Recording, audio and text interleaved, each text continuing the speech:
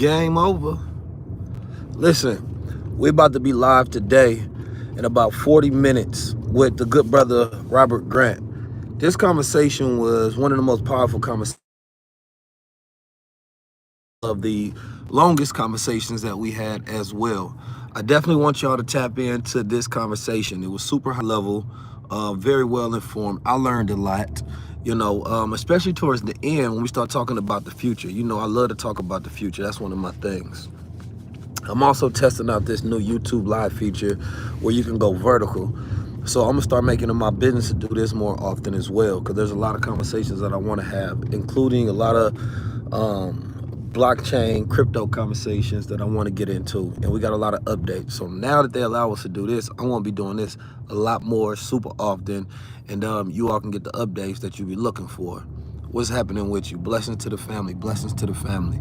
I can't tell who's all in here unless you comment. So I hope y'all ready, because we about to drop a new high-level conversation. It's going to be on the Earn Your Leisure page, and it's going to be powerful. I just want to pull up some of the topics that we're going to be talking about in just a little bit, because they went deep.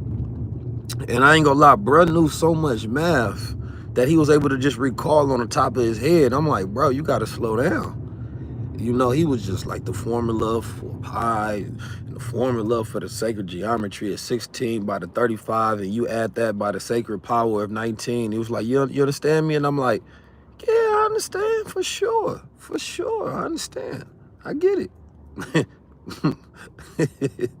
So one of the things we talked about was the significance of the role of the matrix as a metaphor for womb and creation. And that's one thing that I didn't know, that the matrix in Latin means womb. And so we talked about that whole thing about how, the matrix was a metaphor for the birthing, going in and out, right, of the matrix, and how darkness is the womb, and how darkness is necessary for the journey of life. Like, even a man, in order for you to get the woman you want, you have to have certain dark traits, which means that you have to tap into that darkness, right? That darkness is the journey of preparation and experience. So we really went deep on that. You definitely don't want to miss that. Another thing we talked about was the evolution of technology versus the internal evolution of man. See, we often look at technology and we be like, man is so involved, right? But man is not that evolved. Technology has evolved, which represents an accumulation, right, of man's knowledge over time. But the evolution of man is a spiritual evolution, right? It is a psychic evolution. So when we look at technology, that does not particularly represent the evolution of man, right? Man's ability to hone in his own consciousness and to live a quality of life and to be enlightened at a high level, his intelligence, that represents man's evolution, his ability to get along, right? Collectivism. Peace is such a highly intelligent ability, because you cannot create a civilization, and a civilization cannot thrive without times of prosperity and peace. So when you see times on the planet Earth when we are in, masses of amounts of peace over a period of time, that represents man is evolving, because he's able to get along with each other, and a higher degrees of intelligence, right, decreases the separation of a man. So for me, the way I look at man's evolution is through his righteousness, right? Not through his external ability to create realities outside of himself. So we was able to talk about that a bit. We talked about the concept of higher dimensions and the perception of higher dimensions, and then just talking about the fact, just because you can't perceive another dimension does not mean that it does not exist. There are colors that we cannot see, right? That we cannot see air, but we can breathe and experience it, right? We cannot see infrared because it is literally outside the spectrum of the eye, but we can't experience it. We cannot see the internet in the form of like the cloud, right? But it exists. It's a whole nother dimension, right? And there are multiple dimensions outside of self, and geometry explains this perfectly, and this can be explained through math. And so we started to talk about that a bit as we tapped into the different dimensions and the perceptions of those dimensions. Then we talked about the importance of executing knowledge and not just possessing it, because when you possess knowledge, right, that does not qualify one to be wise. And I always use the example of you can possess the knowledge to fix something, but it is not till you have fixed it until you have used that knowledge, right, in some valuable manner, right? One can sit in the darkness and he can possess the knowledge that if he clicks the switch on at his house, then he will be in light. But if he does not get up, put action into it and flip that switch, then he is still in the darkness. So knowledge is like light, but action, right? Knowledge is a light, but without action, you are still in darkness, right? And that's why the execution of knowledge is the true power and not the possession of knowledge. We also talked about the value of self-knowledge and sovereignty, right? I think we talked about Myers-Briggs type. So there are 16 personality types that represent the way our intuitive, and our intuition, rather, our judgment, right, our emotions, all of those different things. And it's why we're different, because each one of us have different degrees of separation in our personality charts that make up the way we think, the way we feel, and the way we operate, which is why you may be rare and not know it, right? So there are some people be like, nobody think like me. Well, you may be a rare thinker and nothing wrong with you. It actually could mean that you're more valuable, but you don't possess the knowledge of self to understand the rarity of your value. We talked about the role of mathematics in understanding the universe. When you talk about geometry, geometry is the language of God, right? Ancient masters of art and music always put sacred mathematical coding inside their music, inside their art, right? If you go look at the pyramids, the reason that they wowed man is because they represented, right, the knowledge of man. It represented that he had to have the knowledge of mathematics. He had to have the knowledge of sacred geometry in order to be able to calculate, right, in alignment with the stars, right? That's why it was beautiful, and that's why it was so powerful, is because it left man in awe and a representation of what we were capable of when we understood the mathematical, right, language of the universe, and when we operated in coordination with it. So he went deep on, because he's claimed discoveries in the Egyptian tombs. He's claimed discoveries in like the Da Vinci codes, and he's actually created technological programs where people can go in there and see these particular discoveries for themselves, right? He mapped out astrologies and different things of that nature. Very interesting dude. He actually told me that his team for one of his companies created Botox, right? So back in the day. So he has some funny stories on that he shared. And I'm like, man, you done messed up all these faces. You got all these girls out here looking crazy with all this Botox on their lips like this. We talked about the idea of customizing reality based on individual strengths and personalities. Now, this is a long conversation, so we got through like a lot of different things. Customization of self, which is something I'm going to be going over in my high levels and everybody, but for those who apply, customization of we are working on building out an app as well. So let's say everybody needs to know the human design type. You need to know your custom. It informs you as a guide to move throughout life, right? See, some people don't know, like, let's say that you have a high IQ and, kinesthetic intelligence, right? Then a person may say, okay, well, then you should probably perhaps be in sports. But if you have a high IQ and mathematical intelligence, then perhaps you should be in engineering, right?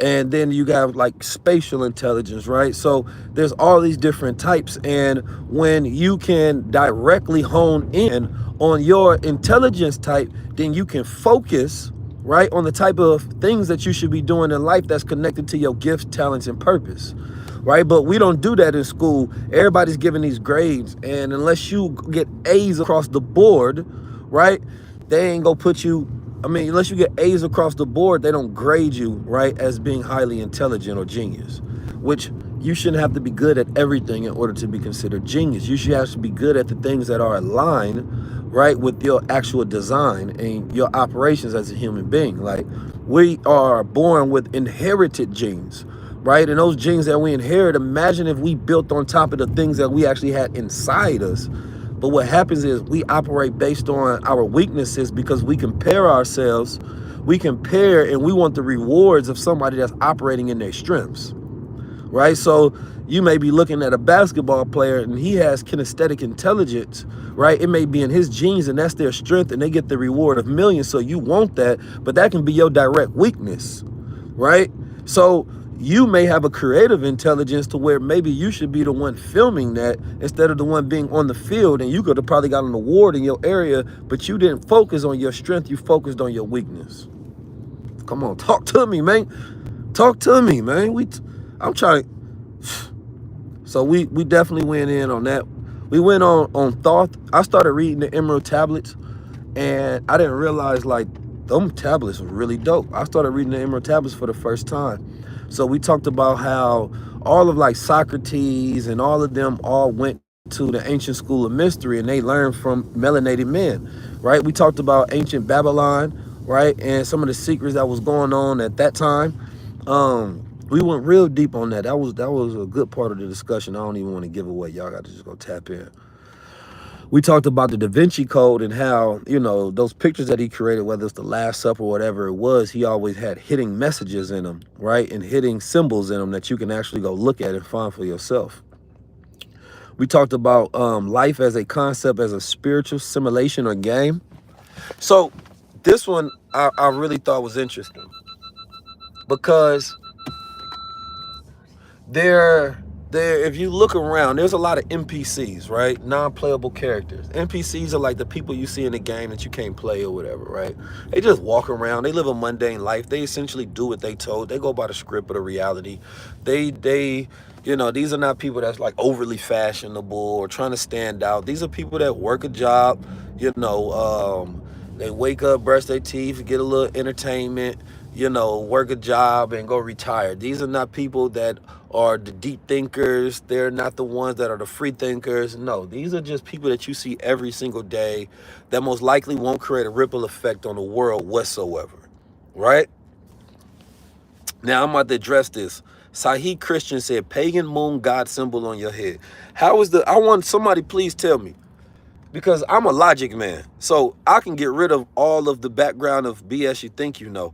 Tell me how the crescent, star, and moon, which is in the sky, is a representation of a paganist religion, right? Whatsoever. Somebody please tell me. Can somebody give me the answer? Last time I checked, there's a time where there's a crescent moon and a star in the sky, right? And if we go to African, we go to Sumerian, we go through Egyptian, we go through Islamic, we go through Christian, you go through any of them, the sun, moon, and stars, right, are always in reverence, right? Because these are the cosmic symbols. And if you understood, right, then you could tap in. I'm gonna address some of these comments. Somebody say, PNB, why Dr. Sebi's son say you... Dr. Sebi's son can't even speak English. Last time I met that little dude, he apologized for being so stupid. So we just go let that go. The man is a little boy, and some of his children just got issues, and they don't know how to get it over. They don't know how to get over it. So don't bring me none of those issues, right? I try to stay out of the BS, and the thing is, I try to focus on what I got going on over here, because that's how grown men operate. You know what I'm talking about? That's how grown men operate. So that's why I be operating the way that I do. Y'all be hearing a lot of people say a lot of crap about keys, but I'm gonna be honest, like, I gotta bail a brother out of jail right now. I'm focused on getting my mom's a new house. I'm focused on paying bills. I'm focused on making sure that the business is scaled so my family can continue to eat.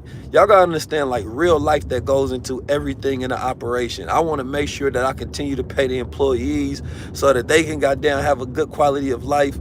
In real life, this is why a lot of communities deserve to fall, is because they focus on internal cannibalism, where they try to eat people of their own community, right? And this is why I'm not a part of those communities. I'm 19 Keys, man.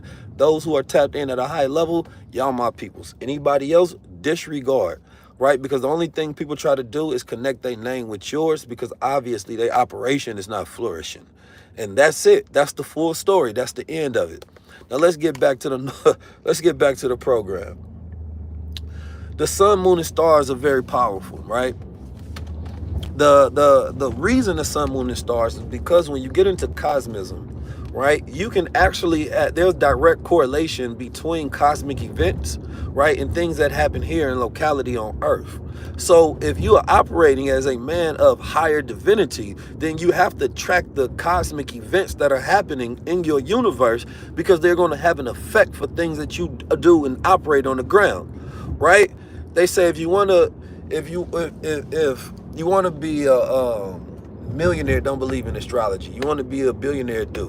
But it's not just astrology. What it really is astronomy, right? And this is something that most people don't study, right? It's like human beings not paying attention to solar events that happen, because we think that, oh, that's the sun and it's 93 million miles away and that don't affect us, when that's false. That excess amount of energy that reaches Earth has a direct effect on how human beings behave and the shifts that happen on our planet. So the fact that we are conscious of the cosmic bodies and the things that are happening outside our universe, right, means that we are divine men. There's something called cosmic anxiety. Cosmic anxiety is what a lot of people get when they talk about Mercury in retrograde, because it's a cosmic event that you don't have any power over, right? So when I wear it, I don't represent the lack of power I have in my universe. I represent the power that I do have in the universe, right? I represent that I am a cosmic man. I am in a higher thinking of ideation. So you have to understand that, man, we don't worship no sun, moon, and stars. No, not whatsoever. We don't worship none of that. Why? Because we have all of the ingredients of the sun, moon, and stars within us. Every mineral, right, in the universe is inside the human being. So you have to understand that all of this falseness that y'all try to spread, all of that hate that y'all try to spread from whatever doctrine that you pick up to create a separation with another human being, represents a low vibrational state of period and a lack of intelligence for you to even think in your own logical mind. Why would you try to figure out a way of, oh, I'm different than bro, or he does this, I don't like him? No, you're not even operating at a higher degree of self. And see, as the Emerald Tablets gives a breakdown, they say that self can be the devil, or self can be God, right? Or self can be Savior, right? It depends on what part of self are you feeding. So if you feel like you're tapped into a low vibrational state, it's because you have the devil self operating, defeating the God self, and you have to operate the Savior self to back up the God self so that you can illuminate at a higher self. Talk to me, man. Don't. You two should have never did this. I'm locked in now. I'm locked in now. We about to be going live on Earn Your Leisure page, so make sure y'all lock in over there too. But I'm gonna start doing my reviews and stuff over here after the episode for stuff that if you miss some things, right, and y'all want to ask questions after. And we got a contest running for $500. Look, RCU as well. So basically, word salad. Yeah, it's word salad. That means that, you know, if you eat a salad, it's beneficial for you. You eat your greens, right? You get your vegetables. You put it in there. You can put some proteins in there. And if you eat that, right, then it's going to be an ability. Those leafy greens can mineralize your body. You can put some quinoa in there. It's going to get you strong. So you'll be hoping that you eat a word salad rather than junk food that you take in. No, that stuff that's good for you. It means that you can actually listen and interpret, and your body can digest it, right? Then it can be beneficial to your mind. It's food for digest. You got to tap into the gods, man. It ain't my fault that you don't take none of that super mind and your brain don't be working as high as mine. You know what I'm talking about? I got that Goku mind. I'll be locked in at all times. Listen, there's so much negativity on the internet, and it's so much BS. I just be wanting us to operate at a higher level. So high level conversations is a representation of that part of the internet that's the highest level of the internet. I'm not asking you to believe anything. I'm not asking you to follow some church. I'm not asking you to follow the mosque. I'm not asking you to follow some religion. I'm not asking you to follow me as your leader, as your messiah, nothing. I'm just saying observe this high level conversation, which will allow you to start thinking in different dimensions. And that's what we need, because we have so much low vibration all around us at all times. Come on now, talk to me. You know what I mean? Talk to me. All right, let's get to it. Let's get to it. I'm talking about some more key elements. So we talked about the relationship between science and religion, and why a lot of scientists have this hard time of believing in God. And one thing that I said, and y'all might like this, I said I think scientists got daddy issues. They got daddy issues. That's all it is. A lot of the scientists and atheists, they got daddy issues, right? They know they pops exist. They know they pops be out here doing all that wonderful stuff, but they don't feel like they got a connection with them. So they don't want to recognize they pops. So they be coming up with all these things that they pops is responsible for, but they always come up with a different name for they pops. They call it science, they call it magic, they call it all this other stuff. You know what I mean? They just don't want to call on their father name. That's all it is. They got daddy issues. That's the way I look at atheists and scientists. They got daddy issues. It's okay to say your father name. Thou art our Lord. You know what I'm talking about? It's okay to give your pop some recognition. He ain't abandoned you. It's all good. They got pops issues. I'm going to give my pops credit for what he do. I come from my pops, man. You feel me? God created all. I ain't create this. God created all this. You know what I mean? Scientists be trying to figure out a way to give credit for everything other than they pops, man. Give God the credit, man. It's okay. You got daddy issues. I get it. Ooh, oh, man. Oh, man. So he also talked about the Bionic Eye. So he has this Bionic Eye that he's creating to help cure blindness, right? And this was interesting because technology like this that comes out, number one, it always has medical implication first. Because of course people that's blind, they gonna take that eye. They gonna be like, bro, I can't see, give me the eye. And you gonna have a bunch of people walking around with bionic eyes. But then what's gonna happen is that eye gonna be more advanced than a regular eye. It's gonna be connected to the internet, right? It's gonna have this interface. It's gonna have ChatGPT built in there, or some other AI thing to where it's gonna be able to increase this person's intelligence, right? Because it's gonna be constantly feeding them back data. They're gonna be able to see spectrums of light that we can't see. They're going to be able to switch it on to night vision. They're going to be able to see different radiation in the atmosphere, right? They're going to have all of this different information. So, and these are people that probably at first got cataracts, blind, got all of these different, issues when it comes to myopia or myopic issues. So, people are definitely going to be taking it. Then what's going to happen is it's going to be offered possibly as a regular surgery for anybody. So it's going to start off as for blind people. Then eventually it's probably going to have to go for general public for them to be able to increase profits. So that was an interesting conversation as well that we got into. You feel me? Oh yeah, we got the Infinite AI Challenge. So here's the contest. It's $500. Whoever makes the best clip, post it on their Instagram page and invite me as a collaborator. The way you know you go win, you got 24 hours after the episode airs, is I'm going to accept your collaboration. If I accept your collaboration, that means you won $500. So you have to take the best clip. Pro tip, try to, if you create your own clip, try to get a clip that's going to go crazy or viral. You can chop up clips. You can make a trailer, right? I'm just going to pick the best clip that I see. It could be based on views. It could be based on creativity. It could be based on anything, right? But I'm going to pick one person that invites me as a collaborator, which means that it will be on my page and your page at the same time. Yes. So, listen, I got to go to a meeting right now. Crypto popping, so people have been hitting me mad crazy about all these crypto opportunities, Bitcoin opportunities, things of that nature. So you definitely want to be in the AI challenge because we're going to be talking about all the different ways to make money with AI. Plus, we're going to be giving a sauce on crypto as well. So do not miss out. Peace, family. New high-level conversations premiering now. Make sure y'all go to Earn Your Leisure page and go watch it ASAP.